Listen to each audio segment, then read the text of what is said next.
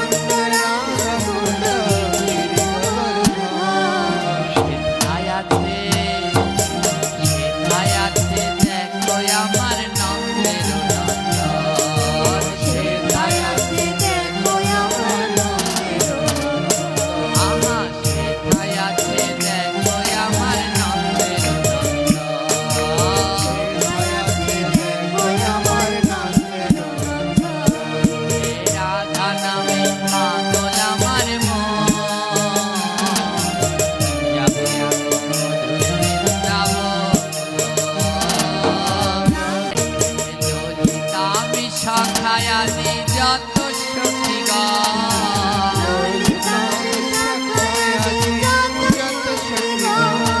High Lalita বিশাখায়াদি যত সখীগণ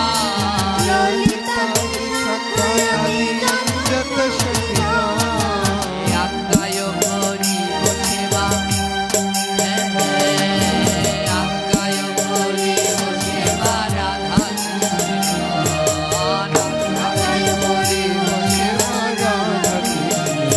নাম সুদাম ধাম সুদাম দাদা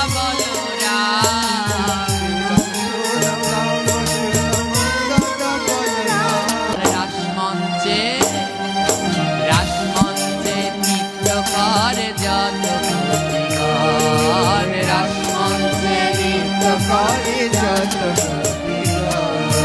রাধা নামে রাধা নামে রাধা নামে পাগল আমার মা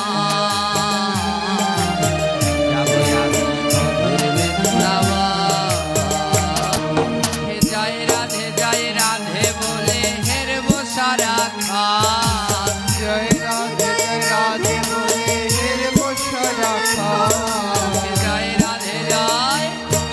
হে জয় রাধে রাধে বলে হেরবো সারাক্ষণ পাবো আমি গোবিন্দ হে রাধা নামে রাধা নামে রাধা নামে পাগল আমার মন যাবো আমি মধুর বৃন্দাবন রাধে রাধে শ্যাম শ্যাম রাধে রাধে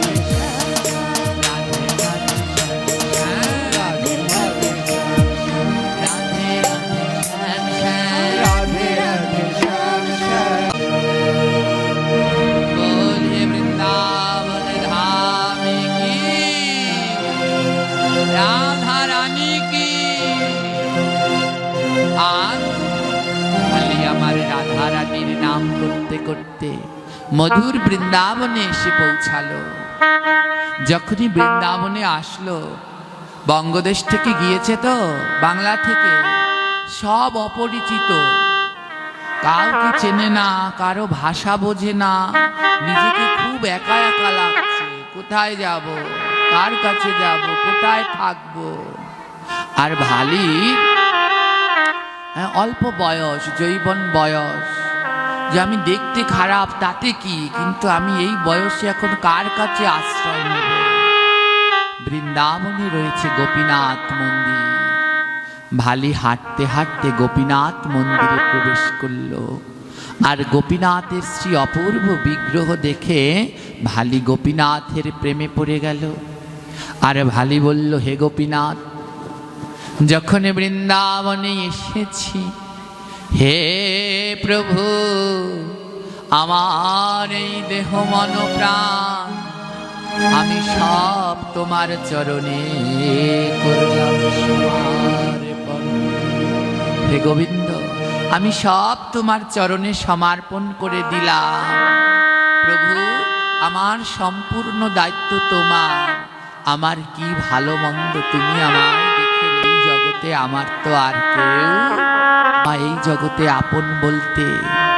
এই জগতে আপন বলতে কেবল সাধু সঙ্গ আপন বলতে কেবল প্রাণ গোবিন্দ তাই তো মহাজন বলেছে আপনা আপনে করো রে মন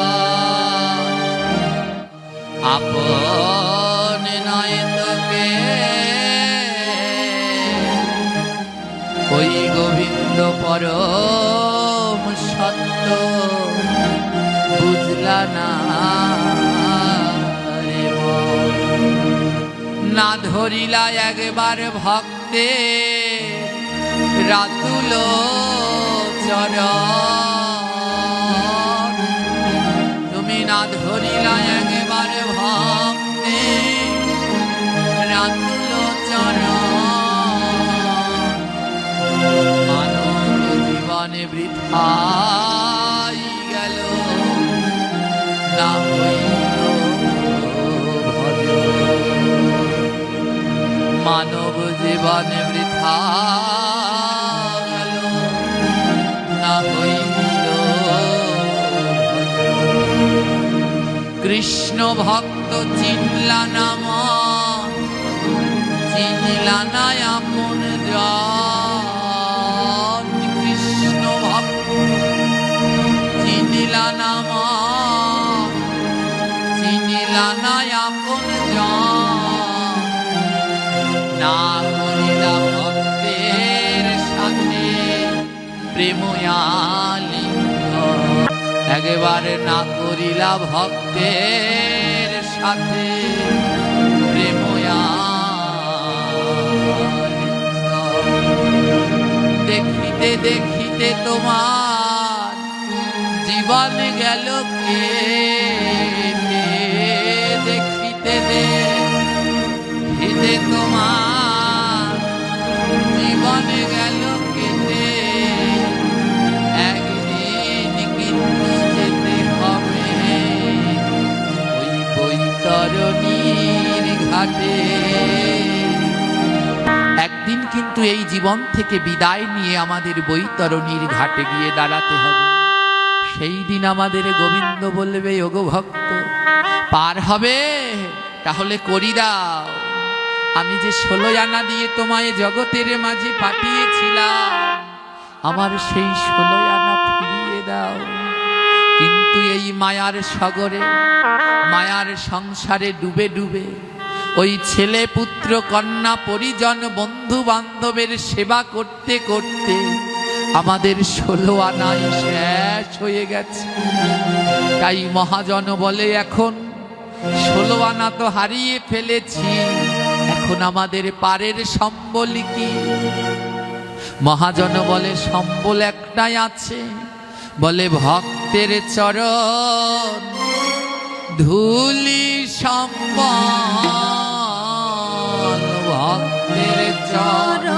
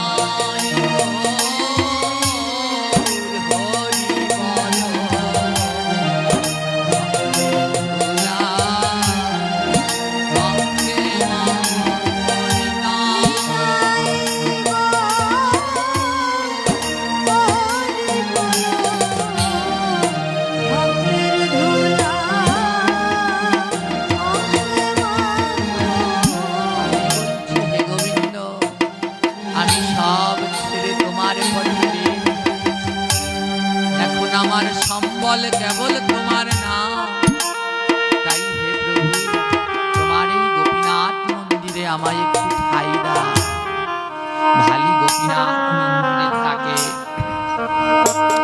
গোপীনাথ মন্দিরের দরজার পাশে বসে বসে গোপীনাথের নাম ধরে। আর ভক্তরা যে যা পারে ওই ভালিকে প্রসাদ দেয়, ওই প্রসাদ পেয়ে ভালির জীবন থেকে যায়।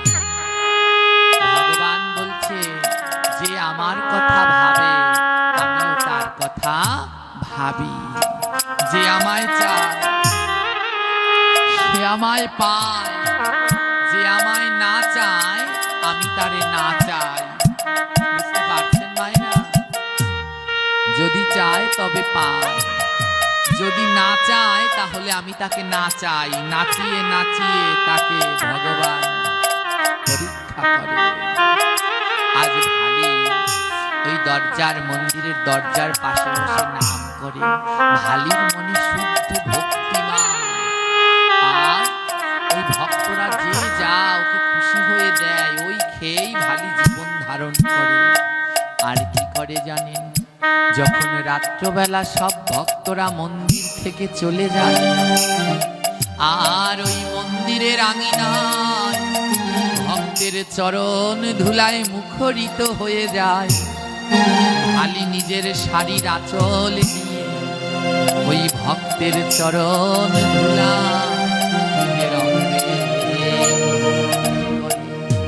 প্রতিদিন ওই নিজের শাড়ির আঁচল দিয়ে মন্দির পরিষ্কার করে। আর যখন পরিষ্কার করে সব ধুলা এক জায়গায় আনে, তখন রাত্রবেলায় একাকী ভালি সেই ভক্তের ধুলার মাঝে গড়াগড়ি দিয়ে হা গোবিন্দ হা গোবিন্দ বলে কাঁদে। ভগবান ভালির ভক্তি দেখে বড় সন্তুষ্ট। রাজস্থান থেকে এক শেঠ এসেছে বৃন্দাবনে। সে তার বাবার উদ্দেশ্যে গোদান করছে। আমার বাবা মায়ের নামে গরু দান করে না? তো এক শেঠ রাজস্থান থেকে এসে বাবা মার নামে গরু দান করছে। মন্দিরের যিনি পূজারী, মন্দিরের পূজারী বলছে, ও শেঠজি, তুমি তো কতজনকে কত গরু দিচ্ছ, আমাদের মন্দিরের গেটের পাশে এক কাঙাল বসে থাকে, বাবা মা কেউ নাই তিন কুলে, কেউ যদি প্রসাদ দেয় তাহলে পায়, না দেয় না পায়। বিবাহ হয়নি, ও শেঠজি ওই কাঙালিকে একটা গরু দেবে। শেঠজি বলে, এ তো ভালো কথা। শেঠজি একটা দুধের গরু দিয়েছে, গরু দুধ হয়, সাথে একটা বাছুর। ভালিকে গরু দিয়েছে, নাও ভালি তুমি এই গরুটা নাও, এই গরুটা নিয়ে পালো। অন্যের উপরে নির্ভর না করে নিজে যা পারে তাই করে জীবন ধারণ করা শ্রেষ্ঠ, উত্তম। পরনির্ভরশীল হওয়া উচিত নয়। ভালি যখন সেই গরুটা পেল, ভালি গরুটাকে নিয়ে যমুনা নদী তো বৃন্দাবনে, যমুনার তীরে অনেক খালি জায়গা আছে, ওই খালি জায়গায় একটা ঝুপড়ি ঘর বেঁধেছে, আর ওই গরুটার জন্য একটা ঘর। ভালি এখনো সেই ঝুপড়ি ঘরে থাকে, থেকে ওই গরুটাকে পালে, গরুটাকে ঘাস খাওয়ায়, গরুটা দুধ দেয়, আর সেই দুধ বিক্রি করে ভালি যা পায় তাই কিনে এনে এখন আর কারো উপরে নির্ভর করে নয়, নিজে গোবিন্দকে ভোগ দিয়ে তারপরে প্রসাদ পায়। কি যে আনন্দ ভালি। তো ভালি আজ কি করেছে, ওই গরুটার থেকে না একটা বাছুর হয়েছে, বাছুর থেকে আবার আরেকটা বাছুর হয়েছে, মানে ভালির গরু এখন বেড়ে গেছে। তো ভালি মনের ভিতরে ভগবানের ভক্তি কমেনি। ভালি কি করে, এই যে গরুর দুধ হয় সেই দুধ বাজারে বিক্রি করে, কিন্তু আগে বিক্রি করে না। যে দুধ হয় তা থেকে 2 গ্লাস দুধ, কয় গ্লাস? 2 গ্লাস দুধ প্রতিদিন ওই গোপীনাথ মন্দিরেকে দিয়ে আসে। 1 গ্লাস বলরামের জন্যে আর 1 গ্লাস কানাইয়ার জন্য। হ্যাঁ, আগে কিন্তু নিজে খায় না, আগে কাকে দেয়? জোরে বলুন মায়েরা, ভগবানকে। ভক্তের সাথে আমাদের পার্থক্য কি? আমরা যা পাই আগে খাই, কিন্তু ভক্ত যা পায় আগে খায় না, আগে ভগবানকে দেয়, তারপরে নিজে পায়। এটা হলো আমাদের সাথে ভক্তদের সাথে পার্থক্য। ভালি কাঙাল, তার গরুতে কতটুকু দুধ হয়, কিন্তু আগে 2 গ্লাস দুধ মন্দিরে দিয়ে আসে, তারপরে বাকি দুধ নিয়ে বাজারে বিক্রি করে। এইভাবে ভালি জীবন ধারণ করছে, আর গোবিন্দ ভালির সেবায় বড় সন্তুষ্ট। ভালি এখন প্রতিদিন গোপীনাথ মন্দিরে এমন হয়ে গেছে না, সবার সাথে মিশতে মিশতে এমন হয়ে গেছে সবাই ভালিকে চেনে, নাম দিয়েছে তার ভালি গোয়ালিনী।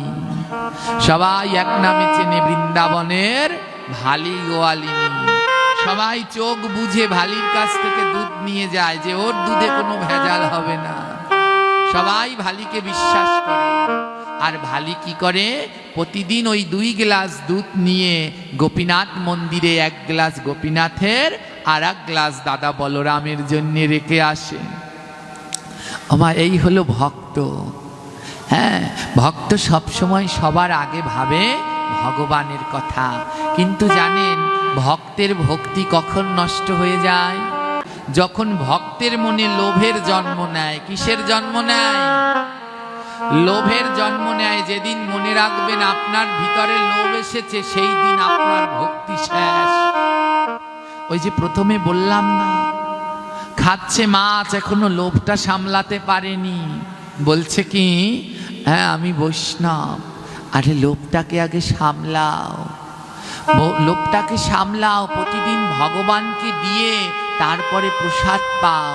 আমার গীতায় ভগবান বলেছে না, যে আমায় না দিয়ে খায় কি করে সে? চোর, চুরি করে খায়, প্রতি গ্রাসে গ্রাসে পাপ খায়। বলেছে না বলেনি? বলুন, আপনারা পড়েছেন এই লাইনটা গীতায়? তাই ভগবানকে কি মাছ দিয়ে খাওয়া যায়?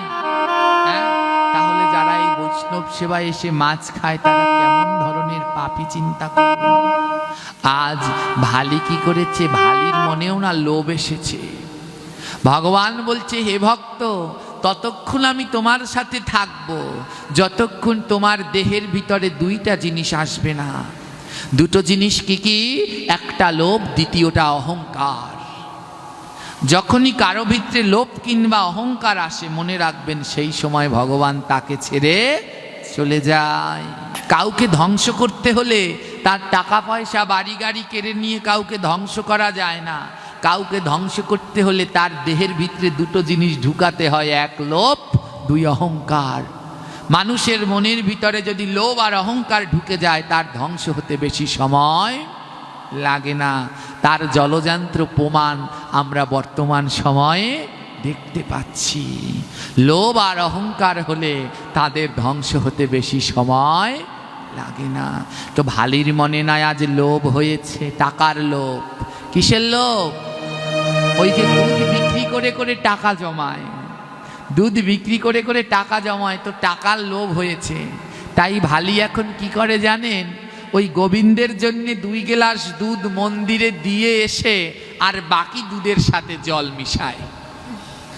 বাকি দুধের সাথে জল মিশিয়ে তারপরে দোকান বাজারে নিয়ে বিক্রি করে। ওমা আগে করতো? আগে কিন্তু ভক্তি ছিল তার মনে। হ্যাঁ, এখন তার মনের ভিতরে লোভ এসেছে। এখন দুধের সাথে জল মিশিয়ে লোককে ঠকিয়ে তারপরে হ্যাঁ সেই ব্যবসা করে ভালি। কিন্তু ভগবানকে কি জল মেশানো দুধ দেয়? জোরে বলুন। ভগবানের জন্য কিন্তু আগে 2 গ্লাস দুধ, হ্যাঁ ওই গরু থেকে দুধ দহন করে ভগবানের জন্য 2 গ্লাস দুধ আগে উঠিয়ে রেখে দেয়। তারপরে বাকি দুধের ভিতরে জল মিশিয়ে নিয়ে বিক্রি করে। হ্যাঁ, তো ভগবান কি করেছে? আজ ভগবান মনে বড় কষ্ট পেয়েছে। ভাই, তোমায় আমি কত ভালোবাসি, আর তোমার মনের ভিতরে লোভ হলো, তুমি ভক্তদেরকে ঠকাচ্ছ, দুধের সাথে জল মিশিয়ে ভক্তদেরকে ঠকাচ্ছ। তাই ভগবান যখন ভক্তের মনে লোভ কিংবা অহংকার হয়, তখন ভগবান নিজের হাতে ভক্তের লোভ এবং অহংকার দমন করেন। তাই আজ ভালির এহেন লোভ দেখে ভগবান নিজের হাতে এই লোভ দমন করবেন। তাই আজ ভগবান কৃষ্ণ আমার কি করেছে? দাদা দাদা বলে কৃষ্ণ ডাকতে লাগল। আমার দাদা দাদা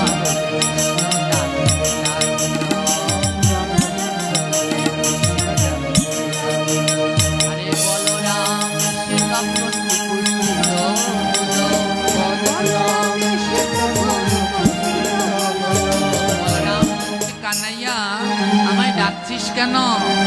বলে জানো দাদা, ওই যে আমার ভক্ত ভালি, ওর মনের ভিতরে না লোভ হয়েছে, আর সেই লোভ দমন করতে এবার যেতে হবে তোমাকে আমার সাথে।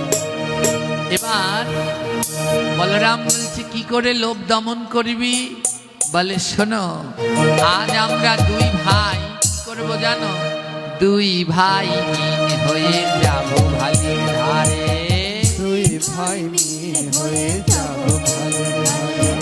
দুধের গেলাসে লুকাইয়া থাকবো রে।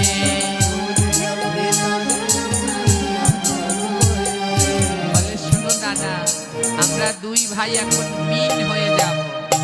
মিল শব্দের অর্থ কি? জোরে বলুন। মাছ। কৃষ্ণ বলছে দাদা বলরাম, আজ আমরা দুই ভাই মাছ হব। কি হবে? মাছ।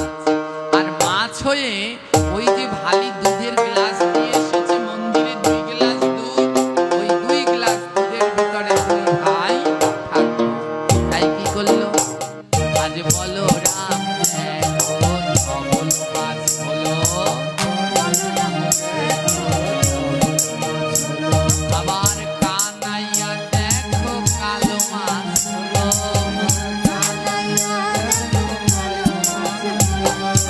বলরাম হলো ধবল সাদা রঙের একটা মাছ, আর কৃষ্ণ হলো কালো রঙের একটা মাছ।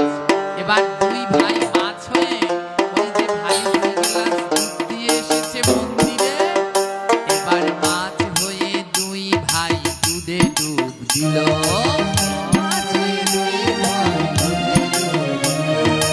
একে অন্যের দিকে দেখো লাফাতে লাগিল।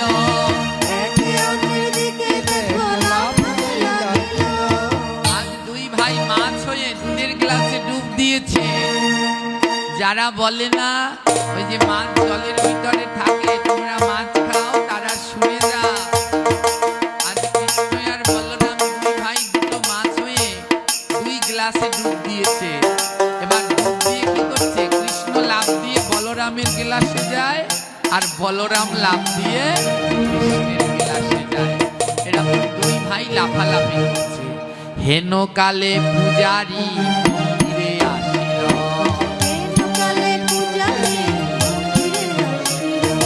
দুধের গেলাসের দিকে তাকাইয়া রহিল।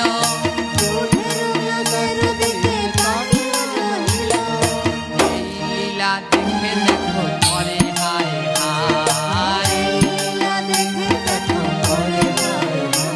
আমার মন্দির অশুদ্ধ হলো, এখন কি উপায়? পূজারি হায় হায় করছে, হায় ভগবান, এর ভিতরে মাছ থাকলে মন্দির শুদ্ধ থাকে? জোরে বলুন না। পূজারি বলছে মন্দিরের ভিতরে মাছ, তাও আবার মৃত মাছ নয়। কেমন মাছ? জ্যান্ত মাছ। তা আবার জ্যান্ত নয়, সে মাছ কোথার মধ্যে আছে? হ্যাঁ, দুধে তো। সে কিসে? ভগবানের ভোগের গিলাসে। পূজারি হায় হায় করছে, সর্বনাশ হয়ে গেল, আমার মন্দির অপবিত্র হয়ে গেল। হ্যাঁ, জ্যান্ত মাছ, তাও আবার ভগবানের গিলাসের মধ্যখানে। কে করেছে এই পাপের কাজ? কে করেছে? কে করেছে? হ্যাঁ, পূজারি চিৎকার শুরু করলেন। পূজারি ডাকাডাকি শুনে সবাই চলে আসলো। সবাই এসে দেখে ভগবানের ভোগের সামনে 2 গ্লাস, আর সেই গ্লাসের ভিতরে 2 মাছ।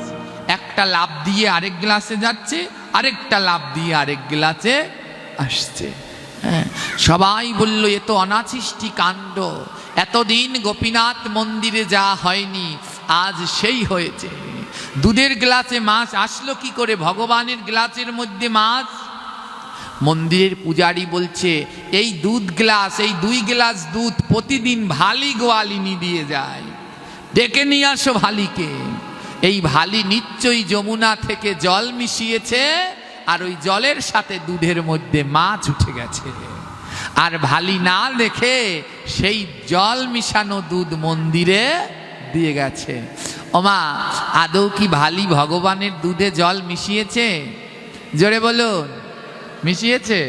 তাহলে মাছ দুটো এলো কোথা থেকে? মাছ দুটো কে?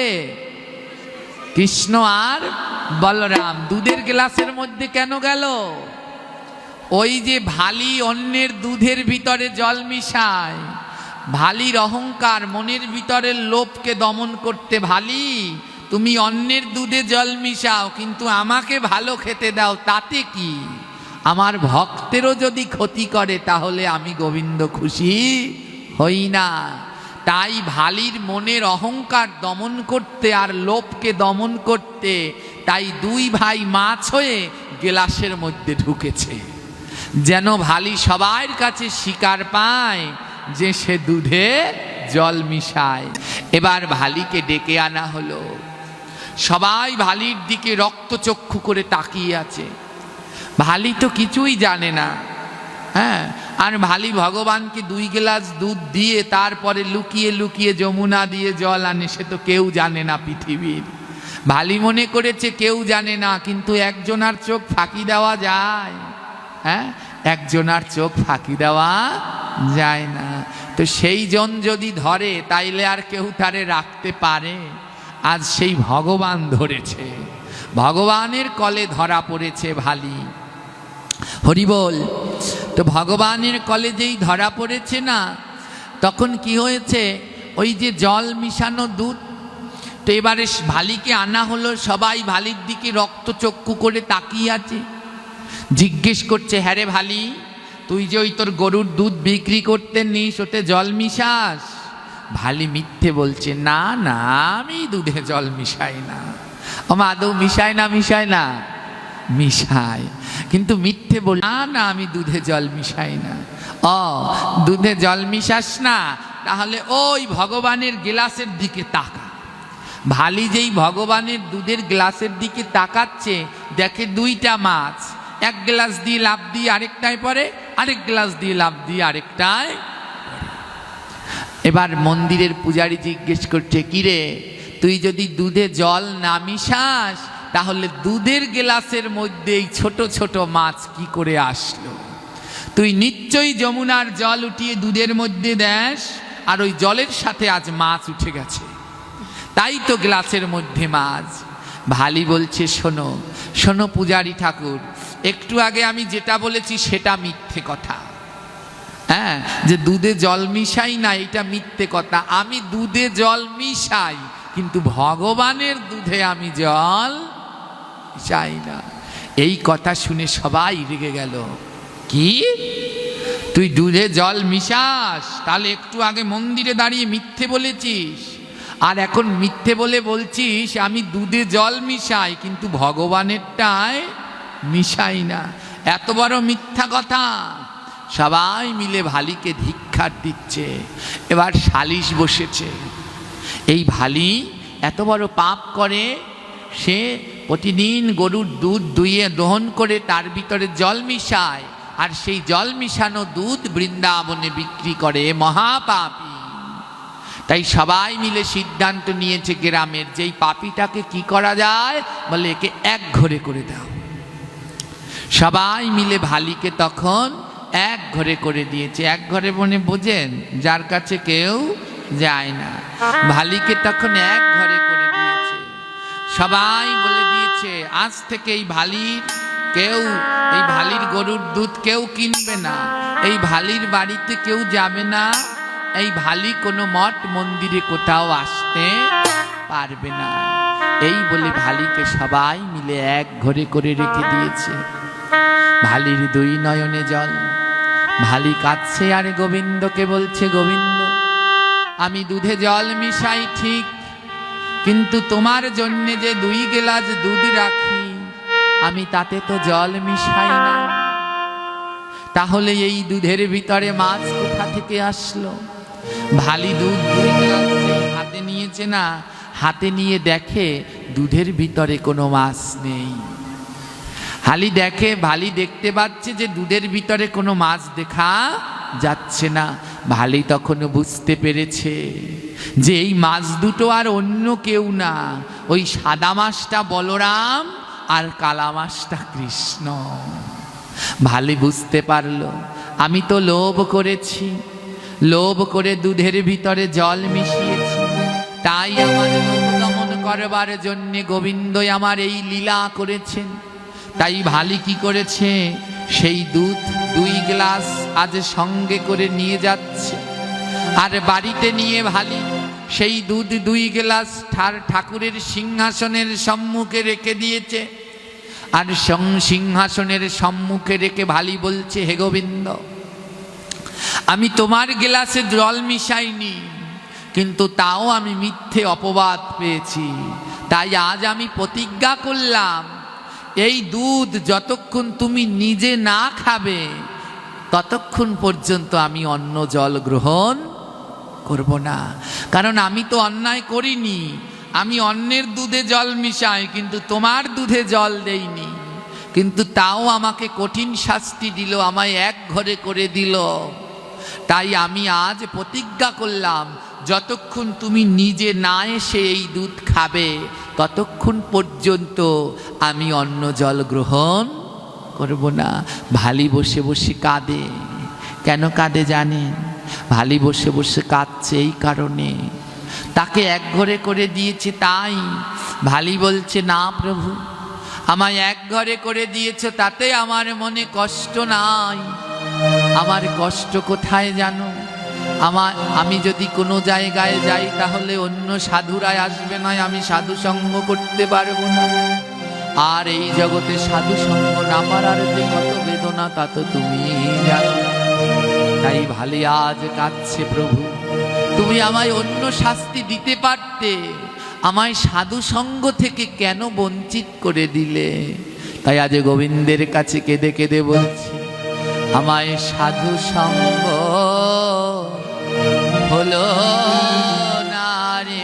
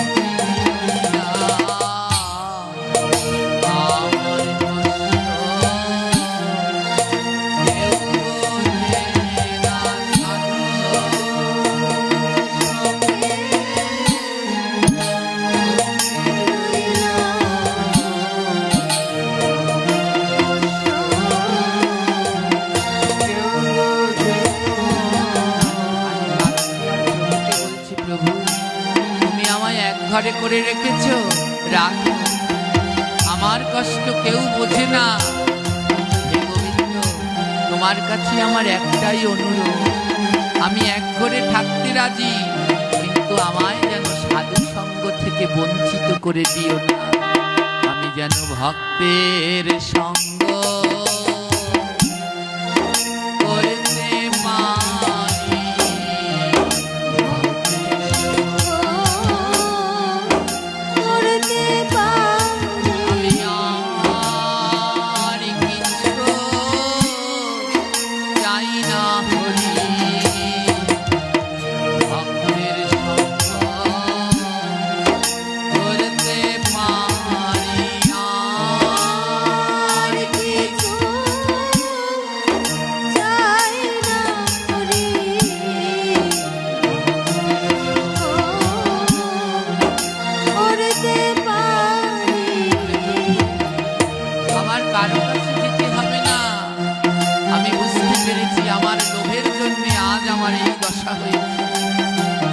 আমায় সব কিছু থেকে বঞ্চিত করো, শুধু সাধু সঙ্গ থেকে বঞ্চিত করো।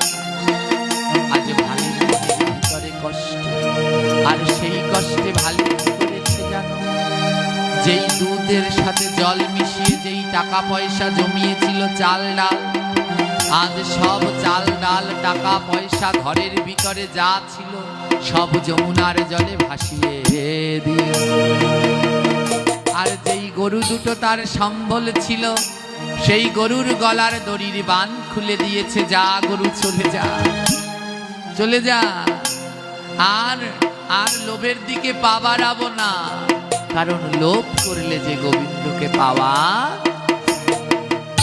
আজ সব ধন সম্পদ জলে ভাসিয়ে দিয়েছে, গরু ছেড়ে দিয়েছে, কিচ্ছু নেই ঘরে, সমস্ত খাতা কম্বল জামা কাপড় তাও জলে ভাসিয়ে দিয়েছে। শুধু ওই 2 গ্লাস দুধ, ওই 2 গ্লাস দুধ সিংহাসনের সম্মুখে রেখে গোবিন্দ গোবিন্দ বলে কাঁদছে, আর বলছে গোবিন্দ গো, আমি যদি অপরাধ না করি তাহলে তুমি একদিন না একদিন ঠিক আসবে, আর আমি এই 2 গ্লাস দুধ রেখে দিলাম, যতদিন তুমি না খাবে ততদিন আমি অন্য জল গ্রহণ করব। 1 দিন 2 দিন 3 দিন কেটে গেল, গোবিন্দ আমার আসে না, আর ভালিও 3 দিনই ধরে কিছু খায় না, ঘুমায় না। ওই 2 গ্লাস দুধ ভগবানের মন্দিরের সম্মুখে রেখে শুধু নয়ন জলে কাঁদে, আর ভগবানকে ডেকে ডেকে বলে, তুমি একবার এসো কাঙ্গালের ঠাকুর, একবার এসো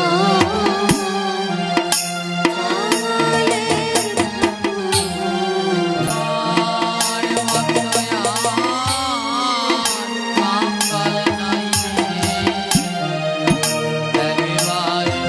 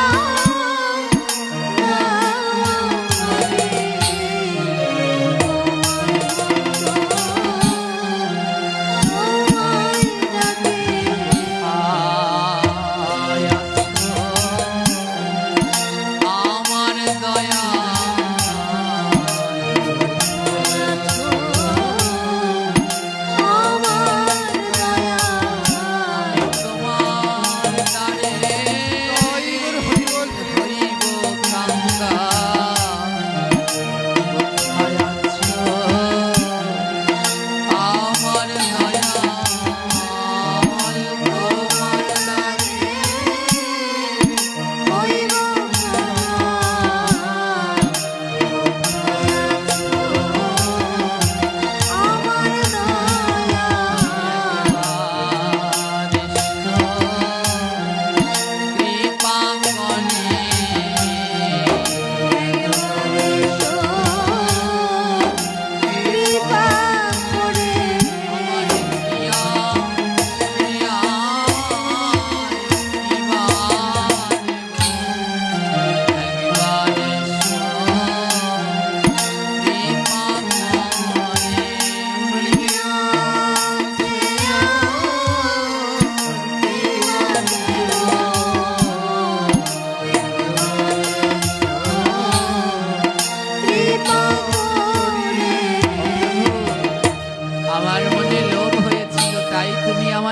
করেছো, যে টাকা পয়সা গরু বাছুরের আমি লোভ করেছি, দেখো সব জলে ভাসিয়ে দিয়েছি। ও ভগবান, এখন একবার এসো না, দেখো আমি দুধের গ্লাস নিয়ে বসে আছি, যতক্ষণ তুমি না আসবে আমিও কিছু খাবো না।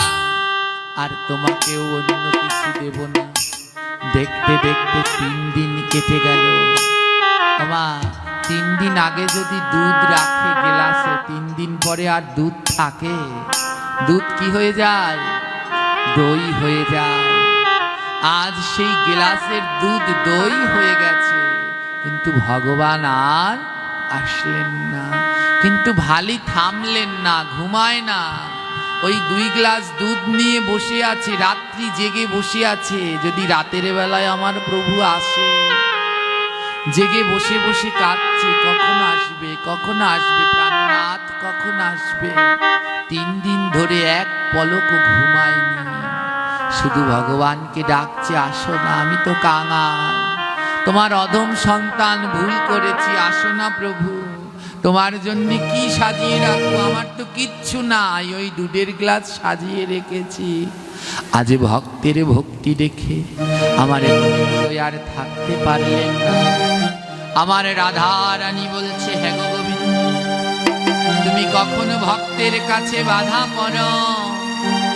দেখো দেখো ভালি কেমন ভাবে তোমায় ডাকছে, তুমি কি ভক্তের কাছে বাধা পড়ো না? আমার গোবিন্দ বলছে, শোনো রাধে, আমি ভক্তের কাছে পরিধরা,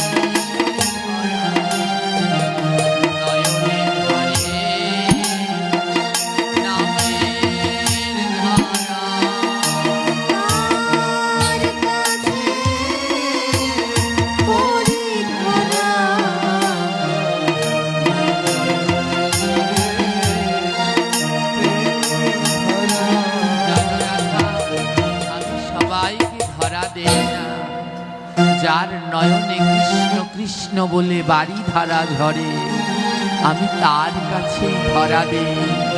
আমি কি ভালোবাসি জানো? আমি ভক্তের কাদা ভালোবাসি।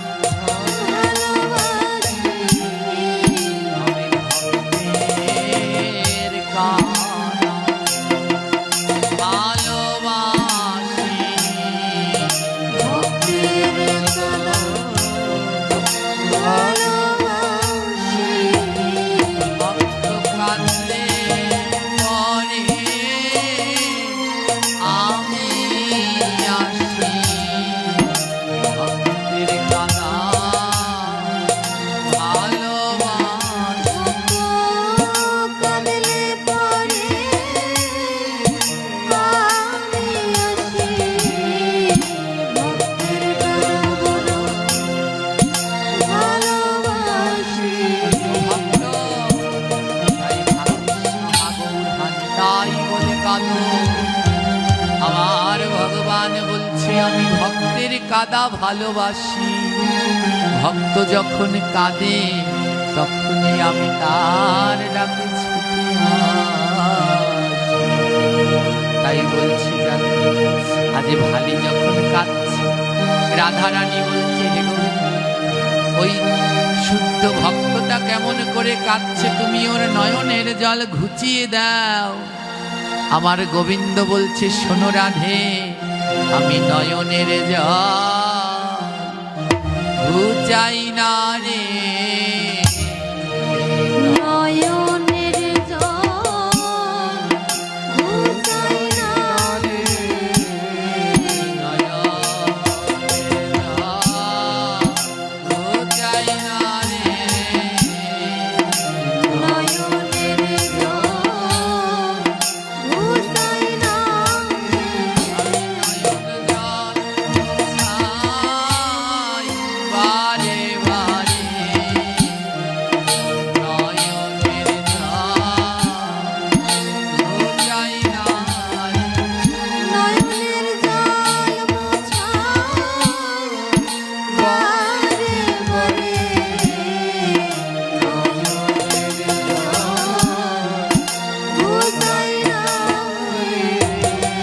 জানো, ভক্তের নয়নের জল আমি কোনোদিন ঘোচাই না। ও ভক্ত, তোমরা কাঁদো, ওই কাঁদতে কাঁদতে একদিন আমি আসবো। তাই আমি নয়নের জল ঘোচাই না। ভক্ত কাঁদলে আমি আসি, এসে ভক্তের নয়নের জল মোছাই। কথাটা শুনেছেন মা? বলছে ঘোচাই না, মোছাই। কারণ নয়ন জল ছাড়া যে আমায় পাওয়া যায় না। আজ ভালি আমার নয়নের জলে কাঁদছে।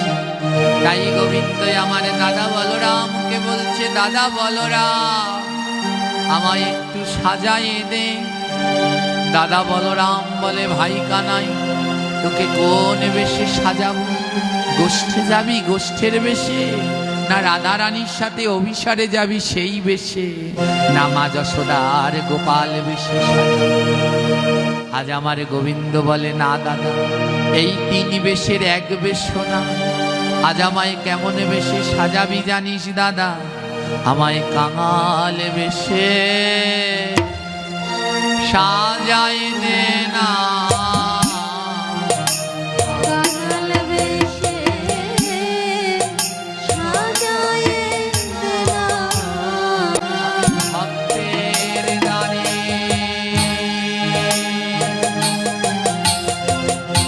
ভিক্ষায় যাবো, কাঙাল বেশে সাজাই দে না। ভক্তের দ্বারে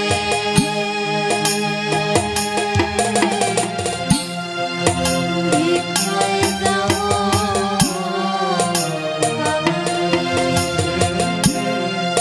সাজাই দে না। চিরকাঙ্ক্ষা করে দে করে দে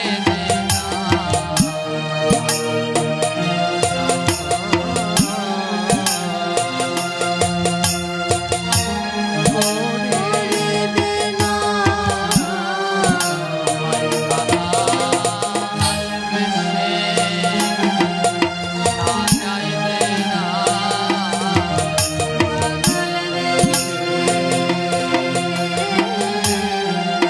সাজাই দে না।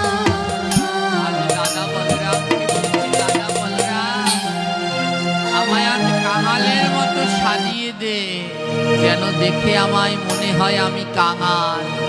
কেন জানিস? আজ আমি ভক্তের দ্বারে ভিক্ষা করতে যাব। ওমা, কোন ভক্ত বলুন তো? ভক্তের নাম কি? ভালি। বলে, আজ আমি ভক্তের দ্বারে ভিক্ষা করতে যাব।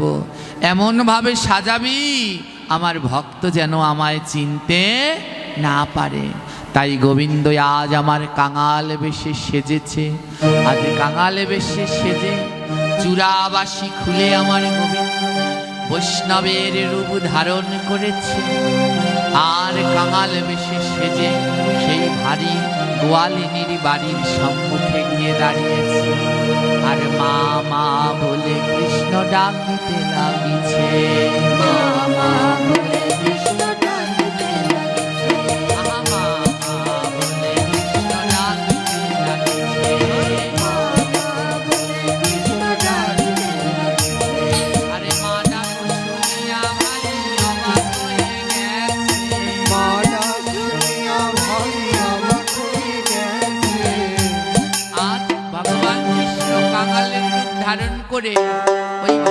ঘরের সামনে গিয়ে ডাকছে, ও মা, মা।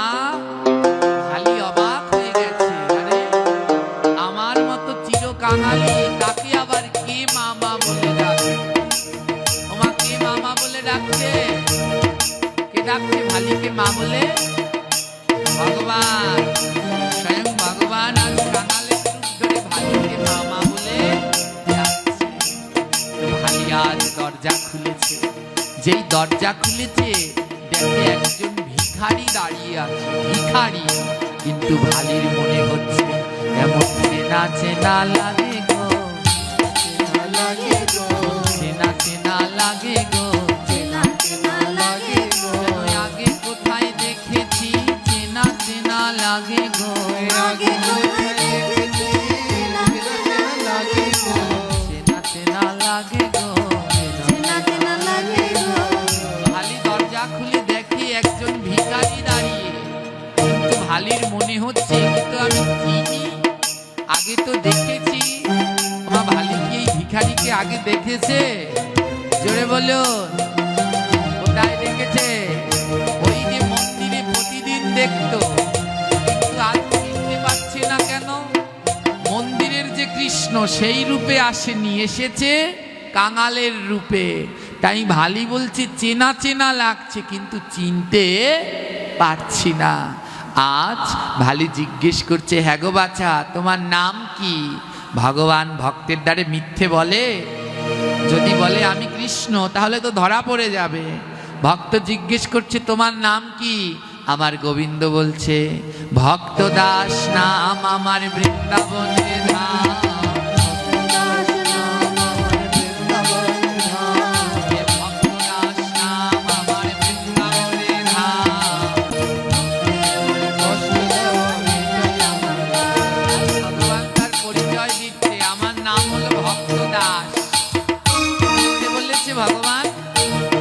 ভক্ত দাস, তার একটা নাম আছে, দেখবেন অষ্টোত্তর শতনামে, সুদামা রাখিল নাম কাঙ্গালের হরি, ওইখানে ভক্ত দাস আছে।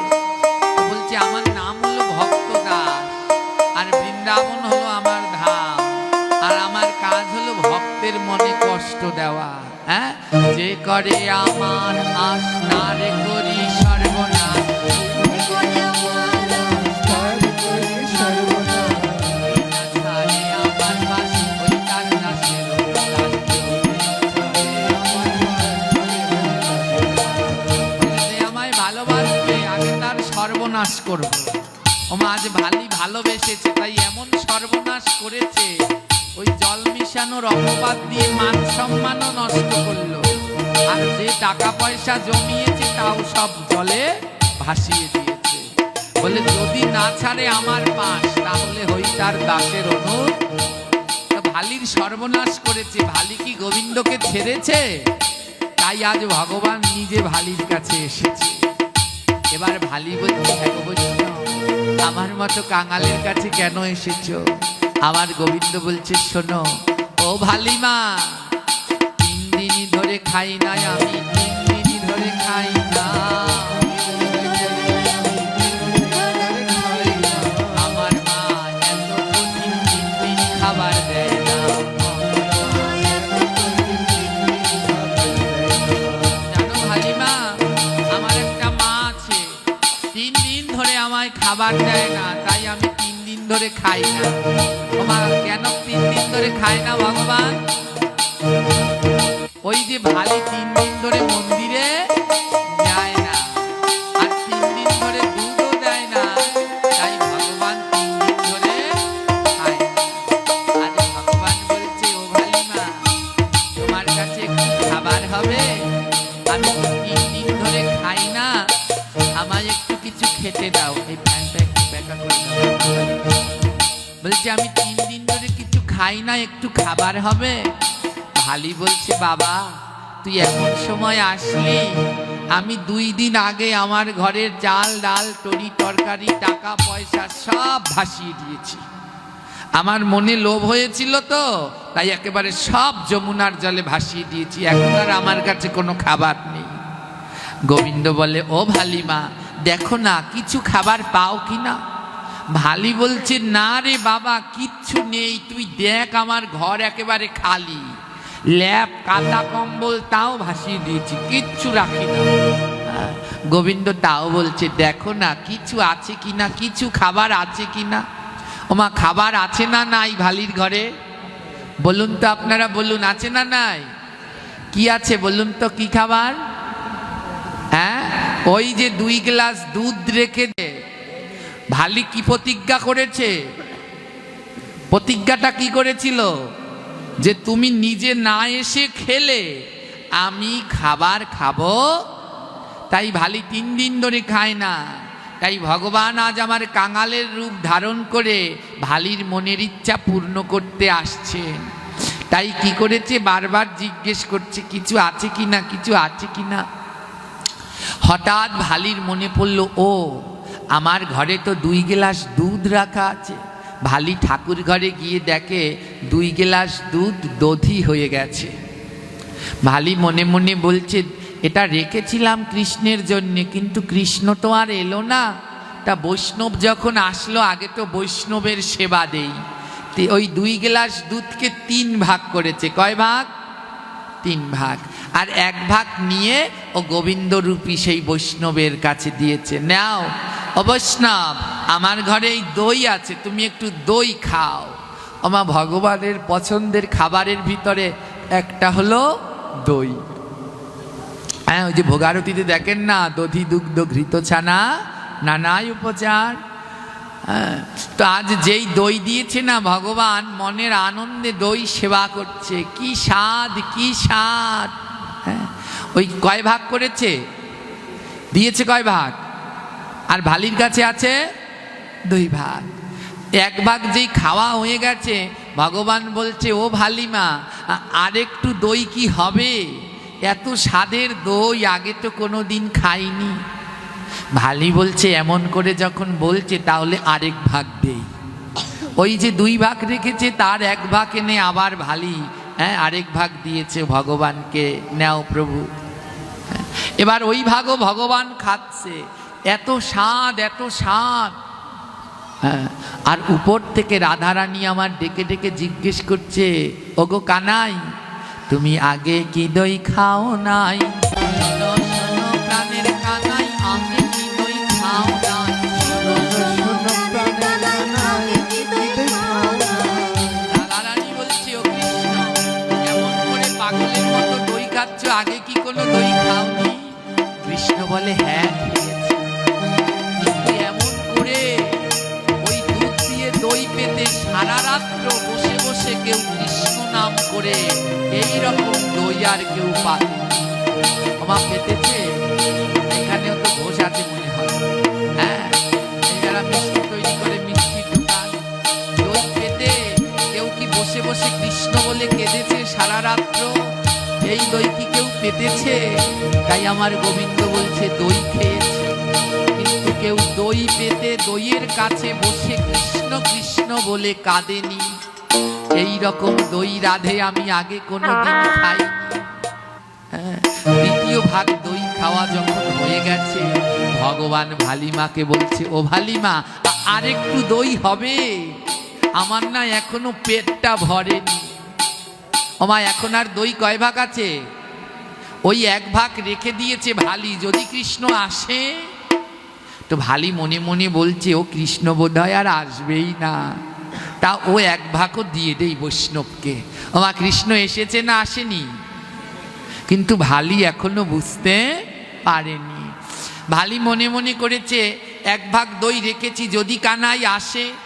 যখন আসলোই না, আর বৈষ্ণবের এত ক্ষুধা পেয়েছে, ও ভাগও দিয়ে দেই। ওমা, ওই শেষের ভাগ দইও গোবিন্দকে দিয়ে দিয়েছে। আর গোবিন্দ পেট ভরে দই খেয়েছে। এবার পেট ভরে দই খেয়ে বলছে, ও ভালিমা, আমার পেটটা না অনেক ভরে গেছে, তাই আজকে আর বাড়ি যেতে পারবো না, আজকে রাত্রটা তোমার কাছে থাকবো। ভালি বলছে, না না বাবা, এ কাজ করো না, কারণ আমি হলাম যুবতী নারী। হ্যাঁ, তুমি যদি আমার কাছে রাত্রে থাকো, আমার কলঙ্ক রটে যাবে, তুমি আমার কাছে থেকো না। একেই দেখো ব্রজবাসীরা আমায় 1 ঘরে করে দিয়েছে।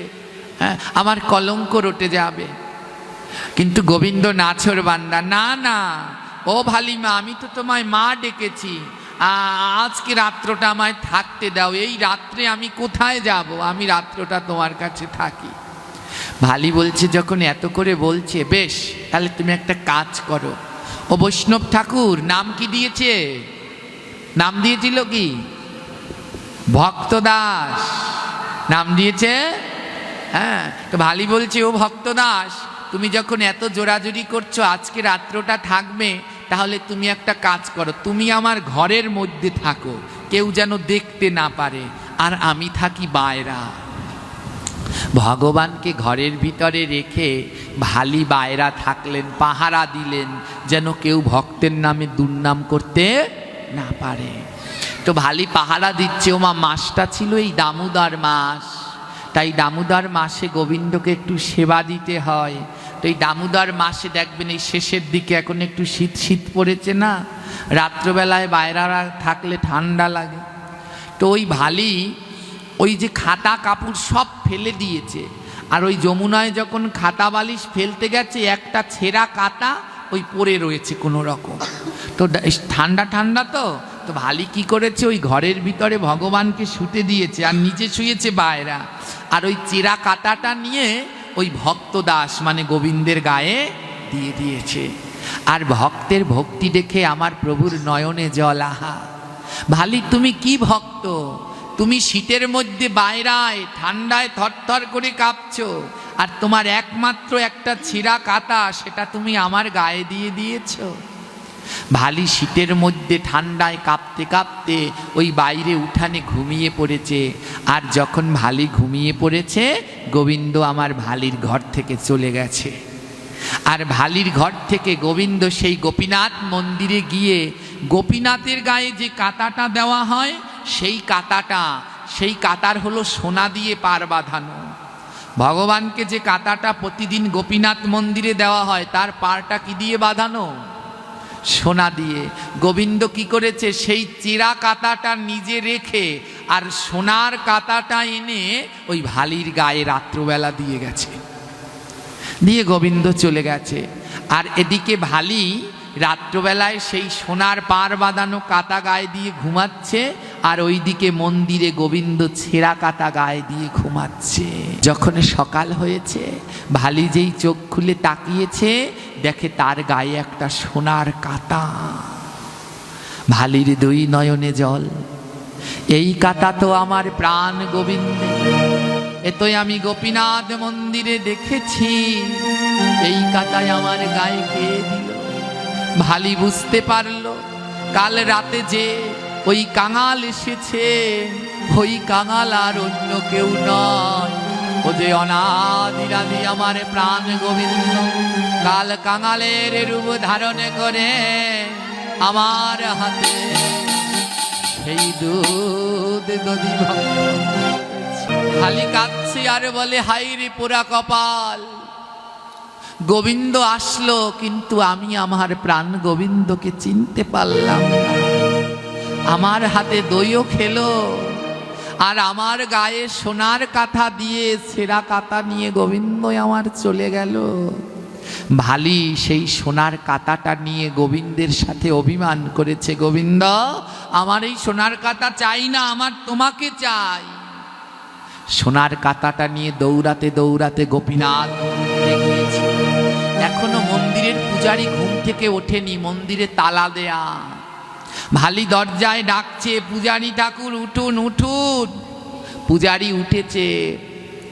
উঠে ভালি বলছে, জানেন পূজারী, আপনার কৃষ্ণ একটা চোর। পূজারী বলছে, ভালি তোর এত বড় সাহস, তোকে না এক ঘরে করে দিয়েছি, তুই এখানে এসেছিস কেন? ভালি বলছে, ও হলো পরের কথা, আগে শোনো তোমার কৃষ্ণ চোর। পূজারী বলে, আমার কৃষ্ণ তোর কি চুরি করেছে? ভালি বলছে, আমার একটা মাত্র চেরা কাতা ছিল, তোমার কৃষ্ণ না জানিয়ে চুরি করে নিয়ে গেছে। পূজারী বলে, হ্যাঁ রে, আমার কৃষ্ণের কি কাতার ঠ্যাক যে তোর চেরা কাতা চুরি করবে?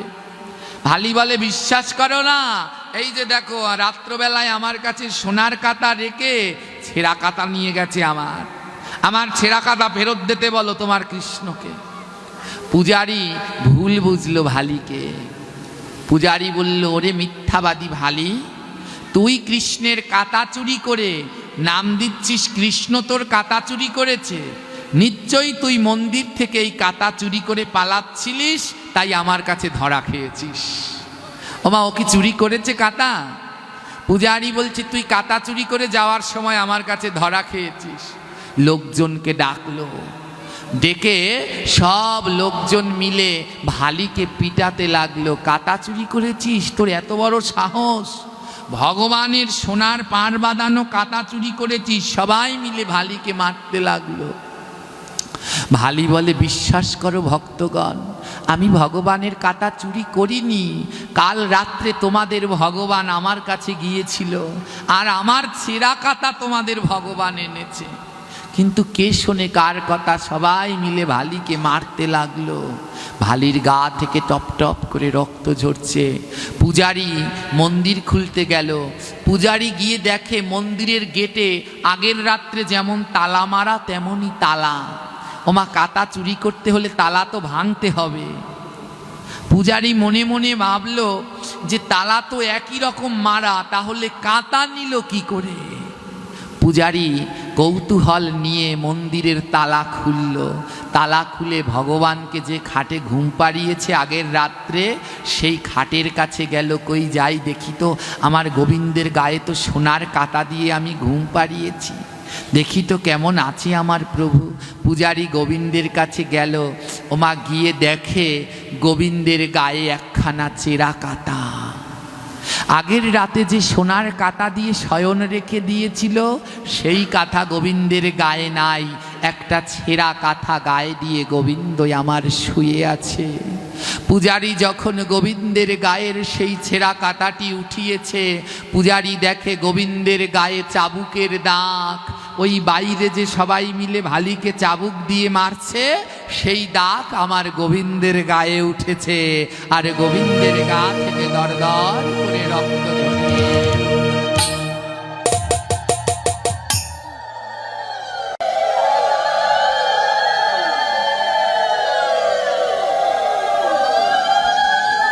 গোবিন্দের গা থেকে দরদর করে রক্ত জড়িয়ে পড়ছে। পূজারী বুঝতে পারল ভালি কাতা চুরি করেনি। পূজারী ডাক দিল, ওগো, তোরা আর ভালিকে মারিস না, তোরা দেখে যা। ওই ভালির যেই যেই গায়ে চাবুক দিয়ে আঘাত করেছে, মন্দিরের ভিতরে আমার প্রাণ গোবিন্দের গায়ে সেই সেই অঙ্গে চাবুকের আঘাত করেছে।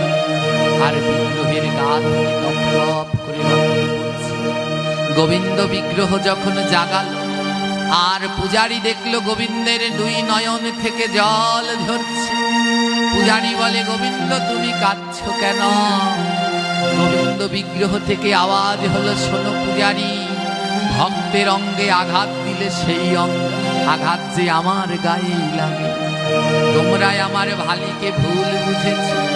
আমার ভালি খাতা চুরি করেনি, আমার ভালি দুধের সাথে জল মিশায়নি। আমি ভালির অহংকার দমনের জন্য ভালির সাথে লীলা করেছি।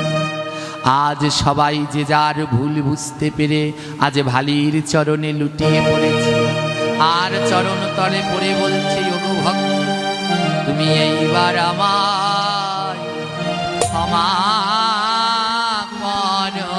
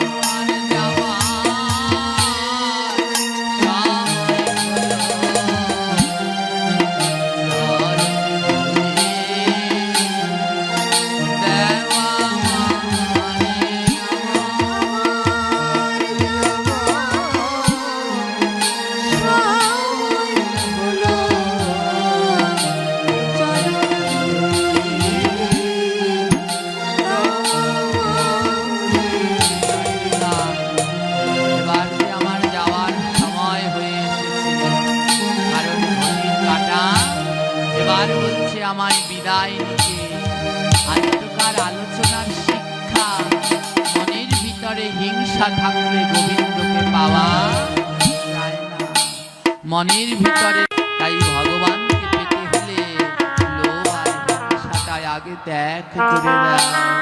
তাই হে ভক্তিমতী মাতৃমণ্ডলীগণ, হে ভক্তবৃন্দগণ, আপনারা সবাই মিলে গোবিন্দের কাছে তাই দিনে আশা মনে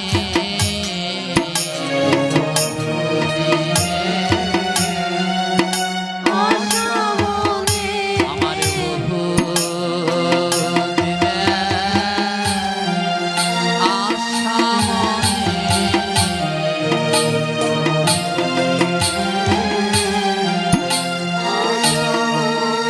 আমি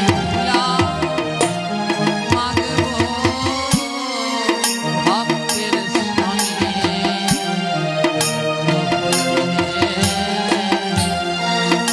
আশা মনে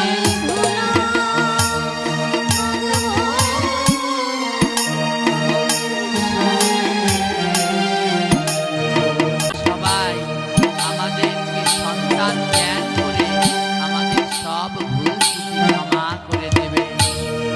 আর সব ভক্তরা নিজের ভুল বুঝতে পারলো, খালি যে একজন শুদ্ধ পরম ভক্ত।